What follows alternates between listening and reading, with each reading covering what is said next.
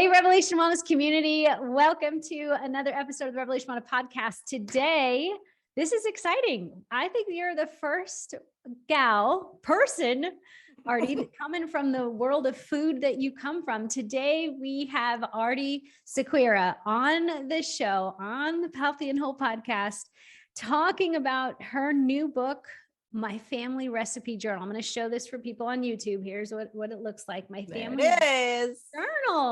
It's so incredibly cool. It's scriptures are woven throughout the book as well. Okay. Yeah. So before we jump into it, Aarti, welcome. Thanks for being here. Thank you so much for having me. Where are you right now?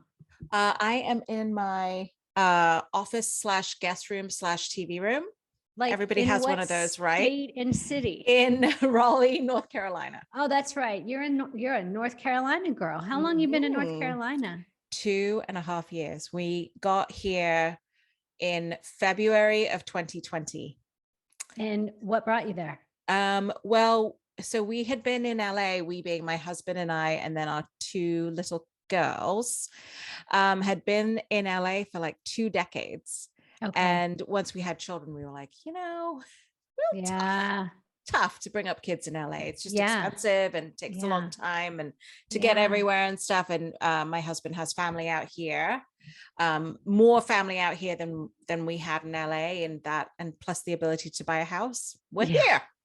No joke. Definitely. Yeah. I lived in Camarillo, California. It's up in Ventura County area. That. We lived there for a few years, and then we had kids, and we're like, and we're out. Peace out. Like this is definitely different when you're raising kids. So yeah. Wow, that's a definite coastal shift from West Coast to East Coast. Huge.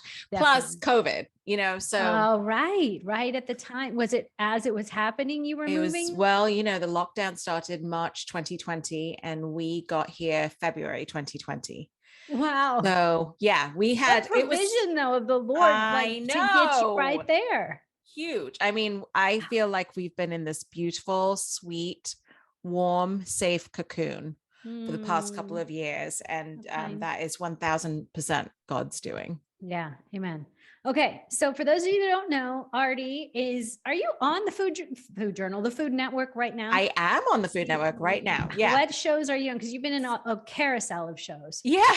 So I started on Food Network Star. That's how I got a place on the network. And I had my own cooking show and travel show.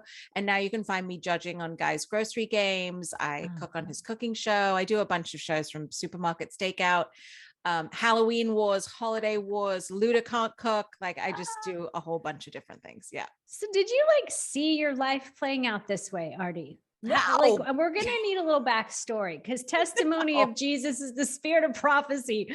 Someone out there needs you to prophesy over how the heck you go from where you were to where you are now. How did you get here? Well, so everyone always asks about my accent. I was born in India. I grew up in Dubai and I went to an English school there. So that's why I speak the way I do. And that was also why I wanted to do what I wanted to do, which was to be Christiane Amanpour and be an international correspondent for CNN and go and change the world that way. And so that's actually why I came to the States. I went to journalism school in Chicago, and I started working at CNN straight out of college. And I was like, well, that wasn't so hard. Like, everything's worked out great. Yeah. And, my last name Sequeira is a Portuguese last name because the community I'm from in India was colonized by the Portuguese. And so we're Catholic. Okay. That's traditionally. So that's what I grew up with as far as prophesying about the Lord Jesus goes. Yeah. It was very theoretical to me. Yes. And so everything was going well. I got married. My husband is an actor. And so he was in LA and I was in New York at that point. Okay. So who is your husband? I'm not sure actor wise, his name is Brendan McNamara. You'll have seen him on things like Brooklyn Nine-Nine. And there was a show called Louder Milk. He had a huge role on that. Okay. So he's, he'd been a Christian since he was a teenager, I think 13 or something. And so when I moved to LA to be with him, that's kind of when the bottom fell out and I couldn't find work in the journalism space. And I was like, well, who even am I then? Because being a journalist was the biggest part of my identity, apart from being Indian. Like that was, it was those two things. So I started to really feel like a failure and like I was worthless. And I would wake up in the morning and I was like, why did I even get another day? Like, what am I going to do? Wow. Yeah. And so one of the things that I found was cooking. I'm from a family that loves food and loves to cook and marks milestones by cooking. And yet I hadn't ever really done it. So I started to really throw myself into it. And I found such peace and comfort and sanity in the kitchen that really started to change, you know, how I positioned my life. And so soon after that, I was, you know, interning at a restaurant and learning how to cook there, and then doing my own YouTube show. And that led to competing on Food Network Star. So, and then the rest is. That's such a little, like, weird little pivot. And oh my gosh, so weird. Lose life, don't know what I'm doing. How old were you at that point? I was probably in my 20s when I got married. Sounds like an 24. early 20s crisis. Who am I if I'm not on CNN? I know. Wow. Yeah. So you just start cooking. And I started cooking, and you know, it was a real, like, it was so interesting because I think I became a Christian around the same time too. And I thought, oh, well, now I'm a Christian, so here we go. Everything's going to work out. Got my Jesus powder. Let's go. Here we go. Yeah, I know. And so I can speak very personally to people who, you know, think that that's what's going to happen. And it isn't. So I think that in that time, God was really trying to shake me of this sense of like, I am what I do. I am what I achieve. And instead, I am what he does. I am what he achieves. And so I think he really had to sort of break me of that, because that's just how I had grown up. Yeah. Wow. And can I ask how that shift for you culturally from your family? How was that? And is that a tension through the years, or is that's a good question. Yeah. No, I think simultaneously my dad was going through a similar thing. And so I'd never actually put that together. Look at that. You're welcome. Health and wholeness. That's what we do. That's integration, exactly right. Mind, body. Well, you know, in the Indian community, like what you do is so important, because it's not just because you want to do well and it's power and it's money and all that kind of stuff. It's responsibility. That's the big word for me. Is I want to be responsible with the gifts that God has given me. I'm responsible for my family. I'm responsible for the next generation, the generation before me. There's really this sense in the Indian community, and in many, I think, immigrant communities, this sense of like, we're all in this together, and you have a role to play in ensuring that your children have a better life than you did. So, that was it was really hard for me to feel like a failure, especially, you know, my dad had paid for university and gotten me to the States and all of that stuff. So it was really rough. Yeah. But they must look at you now and go like, what incredible turn of events. And you get to cook, and it has very much connected to your culture. You're known as the spice lady, right? Or the spice queen. Yeah. Spice queen. Wow. Tell me about how does spices play a role in, like, culturally for you, that introduces it into this, you know, the American diet that we eat? Like, well, for me, because I grew up in India, but I mean, I was born in India, but I grew up in Dubai. So I had a very cosmopolitan upbringing. And in fact, I more identify as a third culture kid than as Indian or Arab or American. You know, I'm sort of all these things. But the one thing that weaves all of those together is spices. Every culture around the world uses a particular school of spices. And the reason they use it is because there's a historical story that brought those to their doorstep. And there's something about their landscape, their history, the people that they traded with, and their own religious back and forths maybe that informed why they cook the way that they cook. And so to me, tracing the reason for certain spices in different cultures helps me understand the people. And that's really all I'm about. I think that's the sort of connection between the way that I cook and having a journalist's mind, is that I want to understand people, right? I want to understand their story. And then once I understand it, I want to share it so that we're all on the same page, you know? So I find that cooking, it has actually really helped me do that so much more, I think, than sitting in a newsroom ever did. Which is so cool. That's so cool of God to still take your heart of inquiry and people and wanting to report something and add value to the world, but really do this in this kind of backdoor way, which feels a little bit like my own journey of what I do, like fitness and helping people see the integration's a bigger story than what their body weighs and all those things. Yeah. So it's not what I would have thought, but it is a way to contribute good news to the world in a way that isn't maybe the most well-traveled path. So I think that's so cool. And don't spices, from what I know in health and wellness, like certain spices contribute to different parts of your immunity and health and can be real expensive in one culture because of what the value they bring. Like that's crazy. Tell me, like, from what you know, Spice Queen, spices that are like, if you're like going to improve your immune system or health, what are the ones? Well, I mean, turmeric's the number one. I mean, the number one. And I remember reading a statistic that on average, Indians consume a half to 1 teaspoon of turmeric a day. Wow. Whoa. Because it's in everything. It's like sprinkled in every dish, right? So, and maybe one dish has more than the other. But so I think that's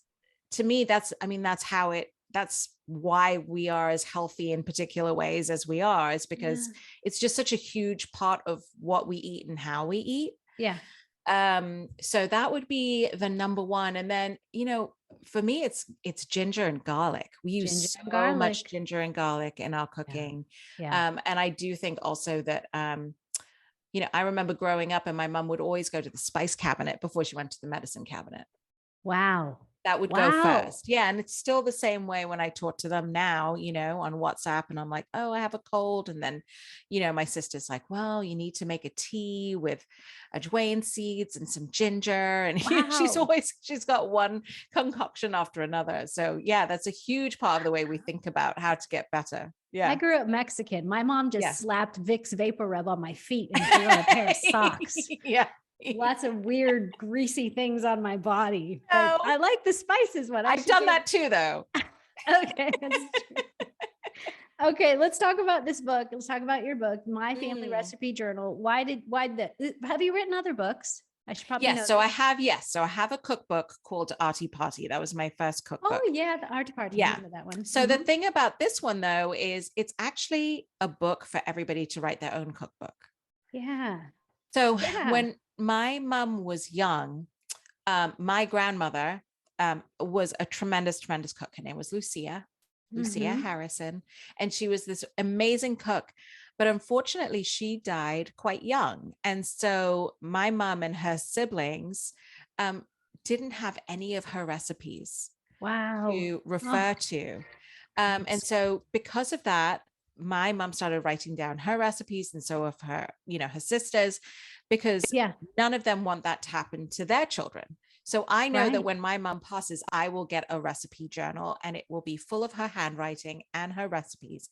And so not only do I get to cook that food, but I get to look at the handwriting. I get to show it to my kids. My kids then at some point can show it to their kids. And it's this way of maintaining this connection, this sort of just this hand of love, really kind of thrusting through generations to say, this is where you came from, and these are the things that we ate. And it's just, I think, a very simple, sweet, but profound way to keep your family knit together, no matter how much time and space separates you. I'm crying because my mom passed about 4 years ago, and she hated cooking. I think I've inherited a little bit of that. She would like throw stuff together. It was terrible. I'd come home, it was spaghetti with corn in it and weird stuff.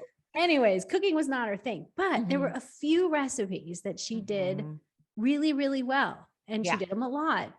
And I don't have them written down, and I don't have anyone. But one day we were cleaning out her car or something, and I found this little recipe of peanut butter cookies that she made. It's a little piece of paper in her handwriting. I know, Aarti, and it's like, I thought I found a treasure. diamond. Yeah.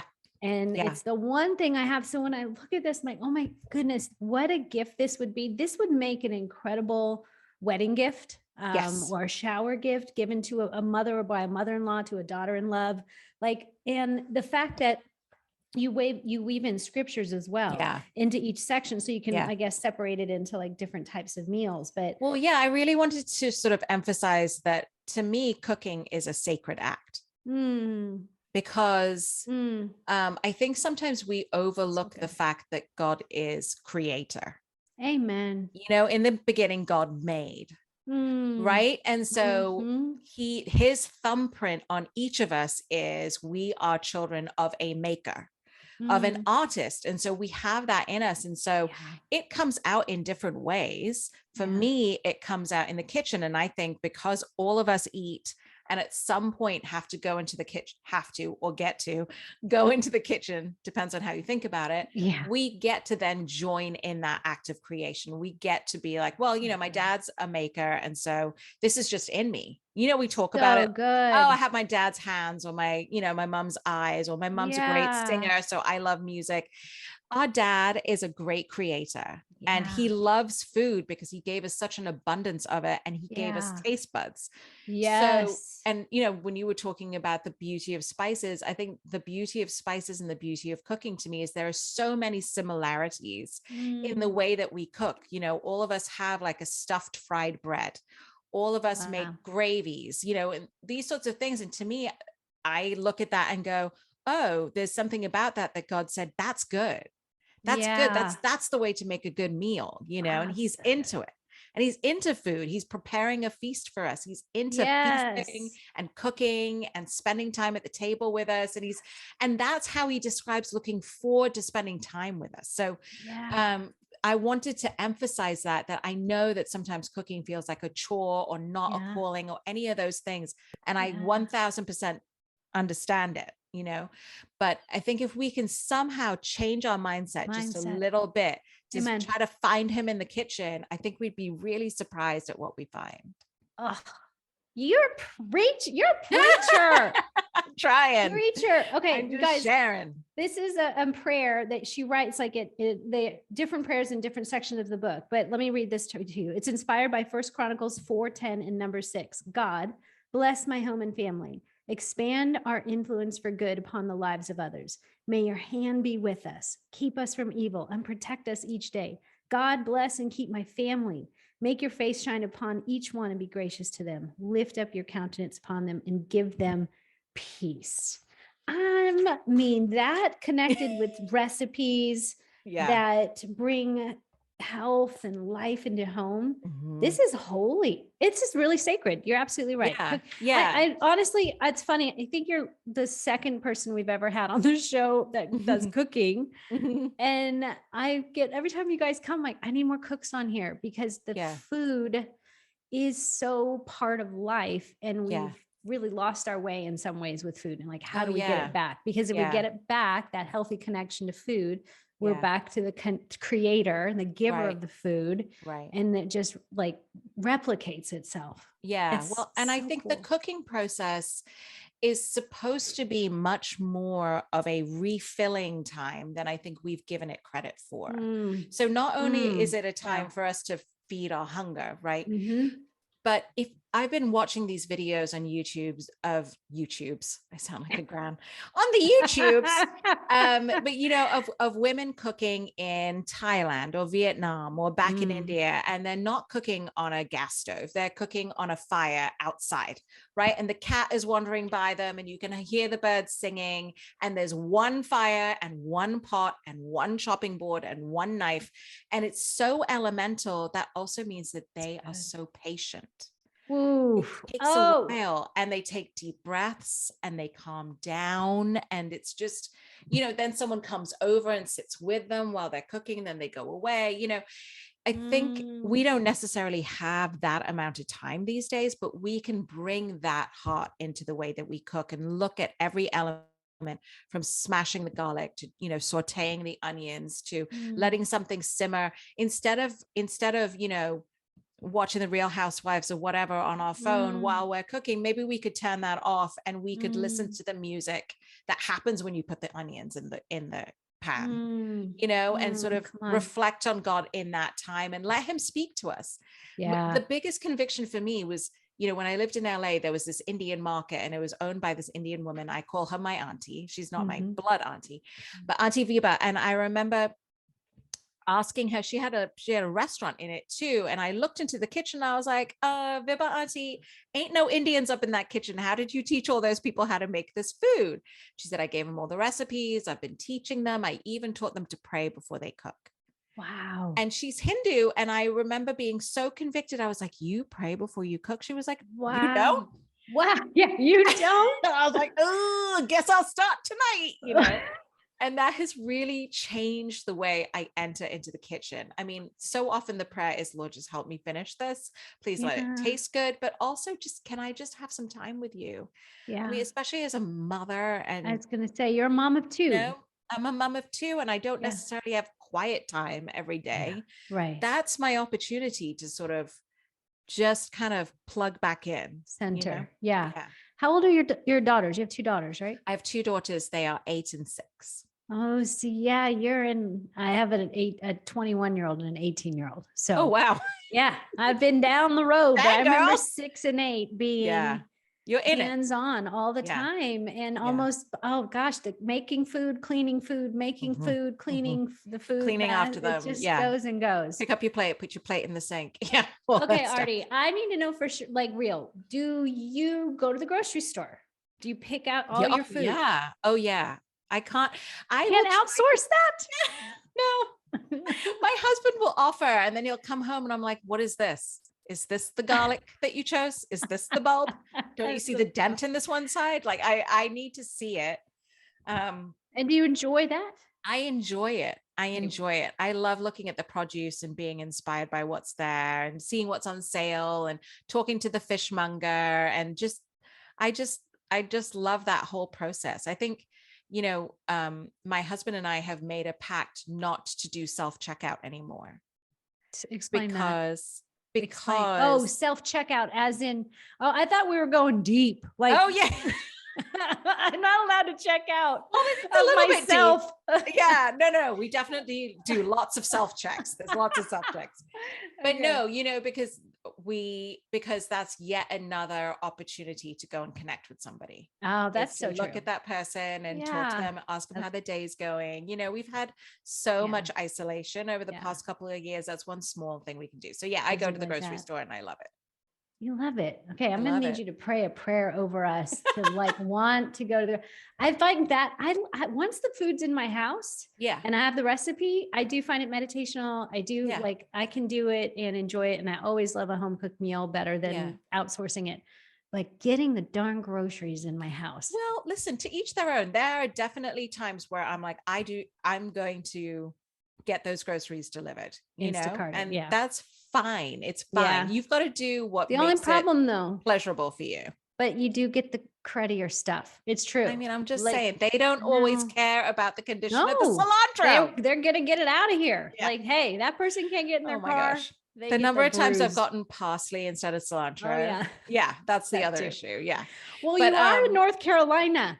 Cilantro is that coming easily? Cilantro? Yes, it does actually. I mean, because there's a lot, in Southern cooking, there is a good amount, and it's pretty cosmopolitan here. But yeah, I mean, I think you need to find what makes it pleasurable for you. So, depending on where I am, I will maybe pour myself a cocktail, or I'll light a candle, or I'll put some music on, or I'll pour myself a bubbly water and put a slice of lemon in it because I'm feeling super bougie. Yeah. But do something so that it marks we're transitioning. We're transitioning from the work day and we're transitioning into this peaceful, sweet, comforting, regenerative, rejuvenating time. How do you work your girls into that time? It's not a daily thing, but if they wander in, they say, can I help? Even if there's nothing, even if it drives me crazy, I will find something for them to do because I want them in there with me and I want them not to be scared of the stove. And it's gotten to the point now where my oldest, I taught her how to make scrambled eggs and now she makes them without me. Yeah. in the mornings. And I mean, listen, come talk on about that paying off. I don't have to make breakfast a lot of mornings, you know? Hey. So, and then there's things like chapatis, which are this flatbread, almost like a tortilla. And I loved making it as a kid. And so I've taught it to them. And so anytime I make them, they come running in with their little rolling pins so they can roll the dough out. And again, it's the three of us in the kitchen. That's what it is. It doesn't have to be complicated, you know, it's time. It's just time together. Let's talk about body image and the educational industry, the Hollywood industry that you're in, this being on television, your face, your body seen. How has that been for you? Embracing the body you've been given by a creator God who said, this is amazing. Well, you know, it's always been tough because I've always been on the larger end of the spectrum, you know, from birth, from 10. I mean, from birth, I was 10 pounds when I was born. And it has always been a thing for me, you know, it's always been a struggle or an imposed struggle or however you want to put that. And so then being on TV and being the size that I am, I've had a hard time with that. You know, there are episodes I can't watch because I'm like, oh, what am I wearing? I look terrible. Put your shoulders back, all that kind of stuff. And then on the other hand, I've had so many people say to me or write to me and say, I'm so happy to see someone who looks a bit more like me on TV. And I try to really take that in and go, okay, well, all right, you know, that's, I'm not going to stop trying to be the healthiest version of myself, right? For my longevity. And for how it gives me energy and makes me feel. But I'm also not going to focus on that so much because it's comforting to someone, it's encouraging to someone, and it helps them to see that you can achieve, I suppose, no matter where your body is at in that moment. You know, like maybe it's better to hear what's coming out of my mouth rather than to look at the body that it's coming out of, you know?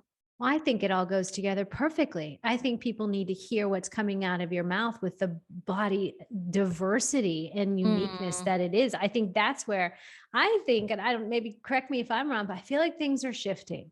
Right. We're starting to see it now. The diversity is demanded. Show me something, show me a cook of different diversity, gender, you know, gender, size, like show me something different. Show me something more beautiful than a carbon copy of the same thing year after year. 100%. I mean, I still remember watching Mad Men back in the day. And oh gosh, I can't remember her name. The blonde, the redhead who was super curvy. And that was the first time I had seen a figure that looked anything like mine. And the way they shot her and the way she dressed and her attitude, the whole thing, she was desirable.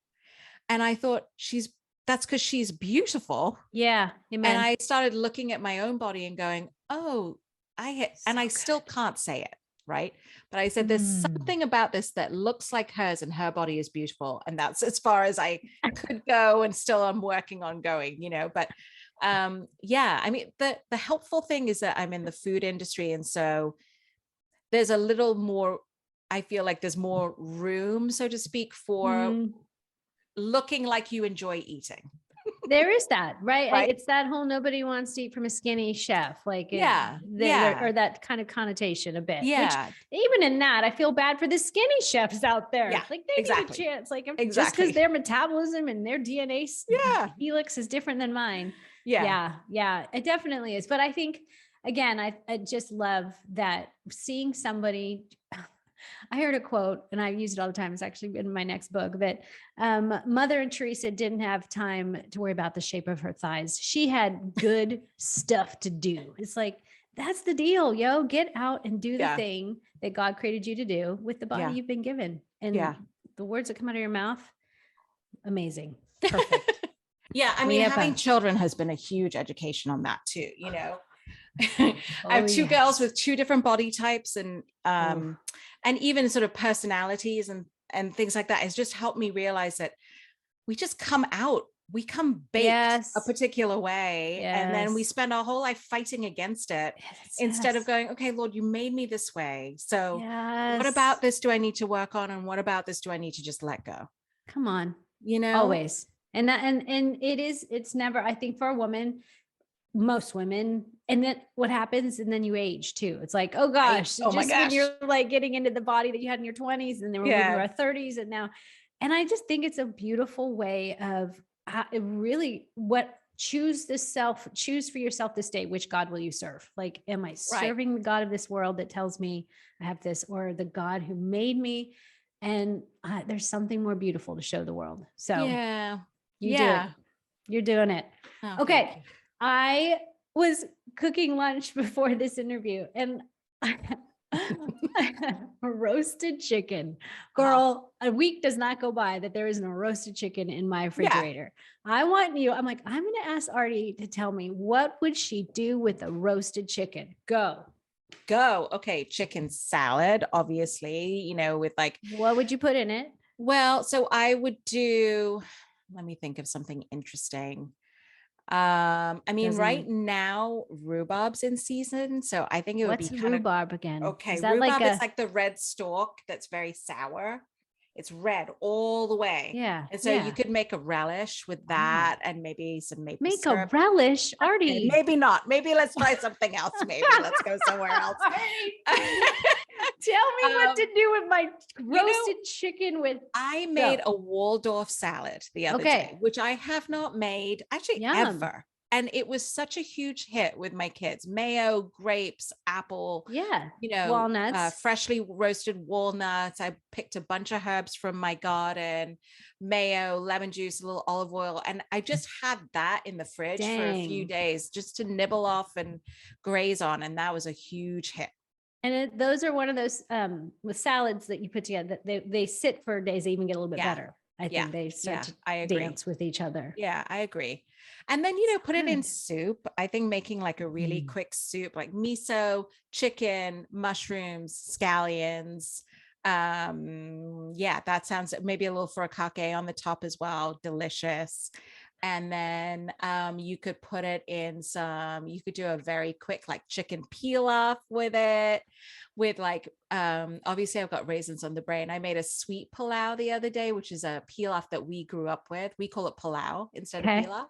And so this was my grandmother's recipe. Actually, she would fry little onions so they got really crispy. So almost like the onions we put on green bean casserole, but there's no batter on them. And she'd also fry up cashews so they got golden brown, and raisins so they got really plump. You could do cranberries for a little tartness. Ooh. Then she'd take that all out, and you've got that oil that's now full of all that flavor. Nice. You put your rice in there and toast it just like you would do with a pilaf.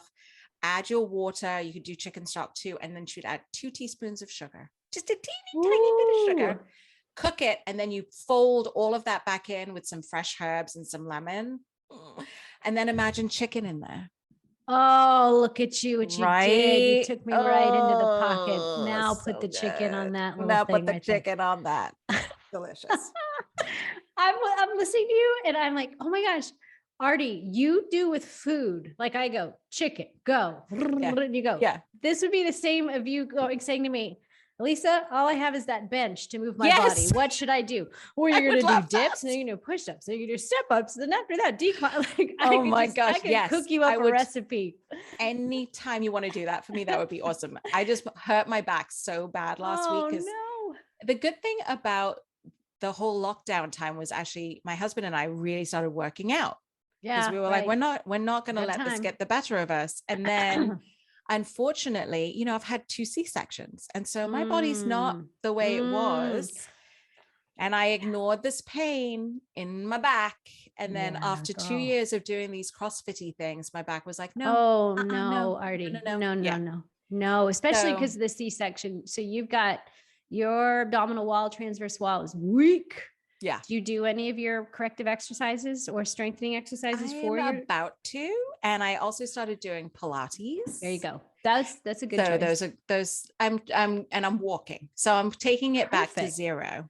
Amen. But it was very humbling because I had to go do some CrossFit at someone's house the other day. had to, and hurt myself really badly. So not only was I in pain, but also I felt like a dummy because I'd said yes to something I shouldn't have. Yeah. All right. Well, everything can heal, but yes, now you know you got to partner with the healing process. Yeah, partner with my body, not against turns my body. Out, right. Be an advocate, not an adversary. Awesome. Well, okay. So in closing, go get the book, everyone. Swipe up on the show notes. You can get the book at Dayspring. Yes, right? If they go to Dayspring, they can get it. My Family Recipe Journal with Prayers and Scriptures. And Aarti, I want you to write another book or do something so you can come back, or just come back. I am working on another one, actually. Are you really? Yes. Can you tell us what it is or no? I don't know if we're letting that out just yet, but it's a really exciting concept, and it feels like a direct download from the Lord. Oh, come on. And so I'm really excited. It's pushing me to really push deeper into him, and so that's great. But yeah, it should be out next year. Okay, good. So then you get to come back. Yeah. Tell your publicist, Revelation Wellness, Healthy and Whole. Make sure we schedule me in there. It. And then hopefully my transverse abdominal blah, blah, blah. Will be back intact. We're going to heal that baby. Healer for sure. Yeah. Okay. 3 rapid fire questions before you go. Ready? Okay. First one, coffee, tea, or kombucha. Which one would you choose? Coffee. Always. Oh, coffee. How many cups of coffee a day? That's always my second question I ask someone. I love it. If they answer coffee. So I start with matcha first thing in the morning, and then I do a top up at 1 o'clock of a decaf Americano. Okay. Yeah. Okay. That's good. Yeah. Favorite way to move your body? We know it's not CrossFit. Favorite way to move your body? I'm starting to like walking, which I haven't before. And I really am loving Pilates. I feel very elegant when I do it. Are you on the reformer? Yeah, on the reformer. So I've started doing that, and I really love how that feels. And then the other thing that I really love doing is taking ice baths. I really love it. What? You do it, huh? I put the ice in? Do you do? I go to my friend's studio and she has it. Yeah. But I find that it really calms me down. Oh yeah. It's a complete fast dive into your parasympathetic nervous system, which is your rest and digest. Like it'll just put you in it. That's why like people like Tony Robbins, they'll do cold plunges every day. That's like hyped up, Yeah. It really, and it makes me feel strong. When you were talking about different bodies for different things, that really helped me, because I would watch people who were very, very, very fit, who could only do a couple of minutes in the ice. And then for some reason, I can go in for 11 minutes. I don't know why. Wow, I just can, and it's hard, but I'm like, okay, that different things. I'm built for different things, and that person is. So you don't like stand at the edge of the ice bath like, ooh, I don't know if I want to do it today. You're like, let's go. I go because I know it's good for me. Yeah. I mean, I don't like it for the first minute for sure.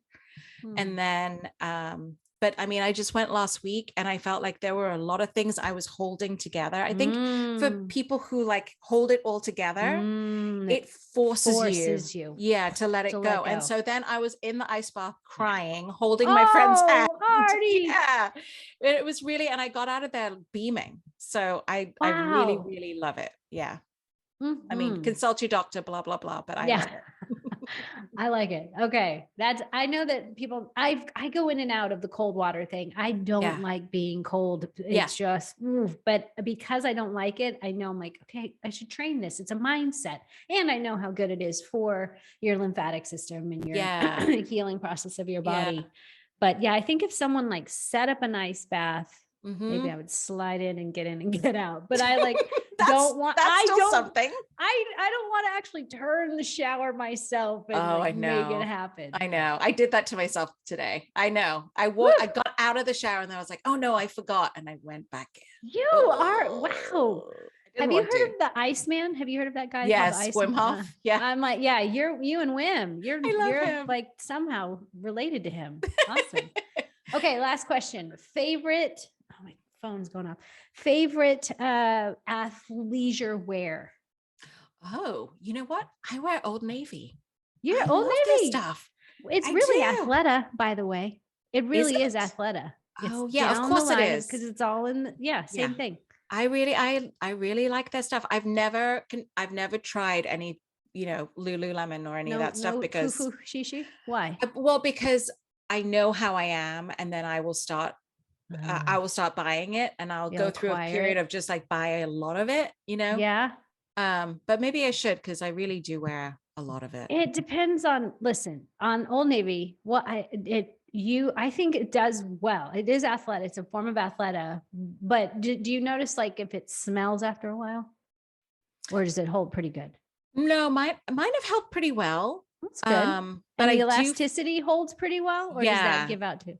No, it's holding pretty well, but I do find that by the end of the day, my body is like, get this off me. Oh, heck, girl. Like too much compression. Everyone, get out of the scuba suit. Out of it.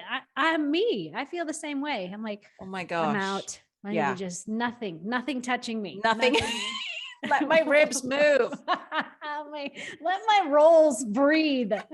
Totally. Yeah, totally. All right. Well, there you go. Old Navy. For those of you that are Old Navy fan, you got a friend in Aarti. What's your favorite?